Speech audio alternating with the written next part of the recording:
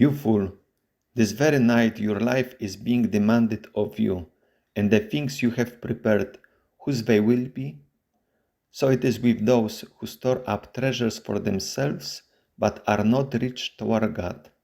Good morning. Welcome to a short biblical reflection on the Gospel according to Luke chapter 12, verses 13 up to 21. It is about the greed and the parable of the rich fool. It is the reading for the 18th Sunday in the Ordinary Time Year C.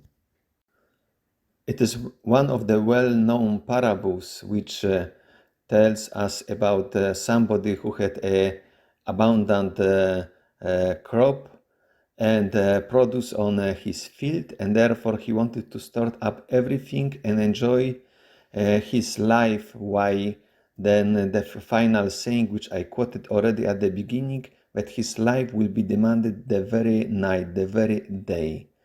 And this parable, it is also important to see in the literal context. Below at the bottom of the page on the screen, as you can see, I put a table where I frame it. The parable, this teaching about the greed and the parable is framed, is preceded by the teaching of Jesus concerning the courage under the persecution. And just let me quote two statements which Jesus makes in verses 4 and 5. Do not fear those who kill the body, and after that can do nothing more.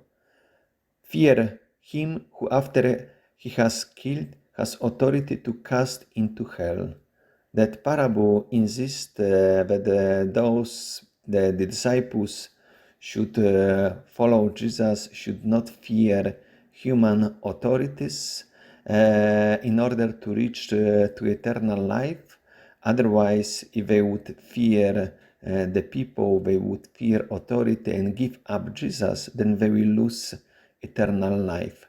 And then after the parable, after the gospel of today, follows also Jesus' teaching on the dependence on God with the sayings. I just quoted two of them, the first one and the last one. In fact, also I referred to this passage, to this reading 2 weeks ago.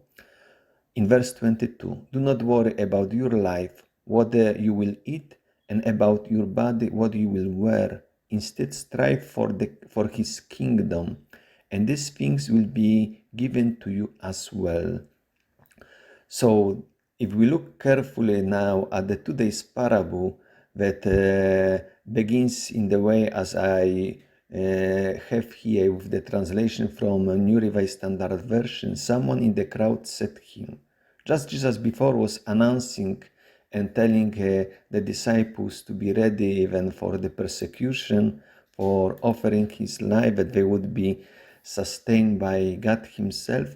Now he comes just as a surprise with this particular question, focusing on this life. Why Jesus was preparing them for life to come, for eternal life. He is now focusing on this material aspect, on the possession. Therefore, Jesus is now giving this warning about greed, that our life does not depend on possession. The life eternal does not rely on it, and gives this beautiful parable which explain it, that the one who collects something or everything, his life or her life does not depend on him. We do not know the time when we will be called. We could be even called as surprise, as in this parable, on the very day. And as beautiful illustration, a biblical context is the first reading from the book of Ecclesiastes, when Kohelet in chapter 2 is teaching. I added, of course, other verses in order to see better this connection and also the explanation itself within the book of Ecclesiastes. There are some statements which are very much related. In verse 21, but sometimes one who has toiled with wisdom and knowledge and skills must lead to all to be enjoyed by another who did not toil for it. At the first sight, we could think that just because if somebody is white and is working with knowledge and skills, that would be just the positive outcome, but as surprise, we have the negative outcome. He or she has to leave it to somebody who didn't work for it. And in verse 23, this statement could be connected to the preceding one, but rather it is also more general. For their days are full of pain, and their work is a vexation. Even at night, their minds do not rest. It describes rather the situation, the condition of people who focus on material matters only. The material matters are becoming for them too important. Therefore, these people cannot even rest during night.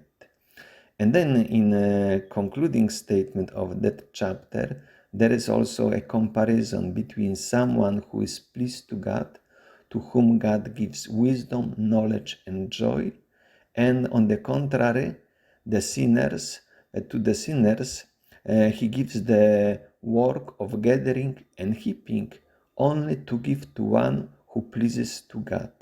And this contraposition, in fact, refers to the central statement in verse 24, where we read, "There is nothing better for mortals than to eat and drink and find enjoyment for their toil." Many scholars just stop here and just accuse Kohelet of being hedonistic, but it should continue with the last statement of this verse. "This also I saw is from the hand of God." So this ability to eat, drink, and enjoying life is also the gift of God. And in fact, the following verse 25, in a form of question, supports it. For apart from him who can eat or who can enjoy, have enjoyment, so the enjoyment comes as a gift of God, but we need to recognize it. In other words, we can state that Kohelet here is not hedonistic. It is not describing a person who eats or drinks by himself or herself. It is rather rather implies a sharing community meal, a sharing enjoyment of something what of somebody was able to gain in his or her life. Now this person shares it with a community. There is a balance.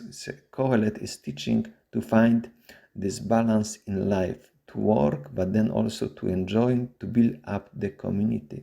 And well refers to the parable of today. That person wanted to collect only for himself, but then his life was demanded the very night. Why the proper attitude would be yes, to collect, but also to share or to help those who do not have. Have a nice day, a nice reflection on this gospel. God bless you.